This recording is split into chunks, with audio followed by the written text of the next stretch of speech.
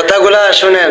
Najran থেকে 60 জন খ্রিস্টান পাদ্রী বিশ্বনবীর সাথে দেখা করতে এসেছিলেন। মদিনার বাজারে তারা দাঁড়িয়েছে। ইন দ্য মিন টাইম মসজিদে নববী থেকে আজান হচ্ছে। সুমধুর আজানের ধ্বনি শুনে তারা থমকে দাঁড়িয়েছে। বাজারে দেখতে লাগলো আজান হওয়ার সাথে সাথে ব্যবসায়ীরা দৌড় মসজিদে। এই দৃশ্য দেখে খ্রিস্টানরা অবাক, কয় থাক আর দেখা করার দরকার নাই। কিভাবে মুহাম্মদ সাল্লাল্লাহু আলাইহি ওয়াসাল্লাম গোটা বিশ্ব কবজায় এনেছে এই দৃশ্যই দেখেই আমরা বুঝতে পেরেছি। তারপরে অনেকে বললো এত দূর থেকে এসেছি, মিটিংটা করে যাই। জোহরের নামাজের পর তাদের দুধ যেয়ে বলল খ্রিস্টান পাদ্রী এসেছে 60 জন। বিশ্বনবী বিপাকে পড়ে গেলেন। হায় হায়, কই বসতে দিব, আমার তো তাদের মতো রাজপ্রাসাদ নাই। এক সাহাবী বললেন, ইয়া রাসূলুল্লাহ, পাহাড়ের পাশে ছায়া আছে, চলেন ওইখানে বসি। আর এক সাহাবী বললেন, ইয়া রাসূলুল্লাহ, আমার খেজুর বাগান, খেজুর পেড়েছি, খেজুর পাতা দিয়ে একটা বিছানা করে দে, ওইখানে বসি, কেমন হবে? রাসূল সাল্লাল্লাহু আলাইহি ওয়াসাল্লাম বললেন, না, তাদেরকে নিয়ে তো এইভাবে বসা যায় না। বলতে না বলতে 60 জন খ্রিস্টান পাদ্রী এসে হাজির। কি করবেন বিশ্বনবী? উপায় অন্তর না দেখে 60 জন খ্রিস্টানের জন্য বিশ্বনবী নিজ হাতে মসজিদে নববীর তালা খুলে দিয়ে মসজিদে ঢোকার ব্যবস্থা করে দিয়েছে। বিশ্বনবী খ্রিস্টান খোঁজে নাই, ইহুদি খোঁজে নাই, ওটা নাস্তিকের বাচ্চা কিনা ওইটা খোঁজে নাই। বিশ্বনবী দুই চোখ দিয়ে দেখেছে এরা মানুষ।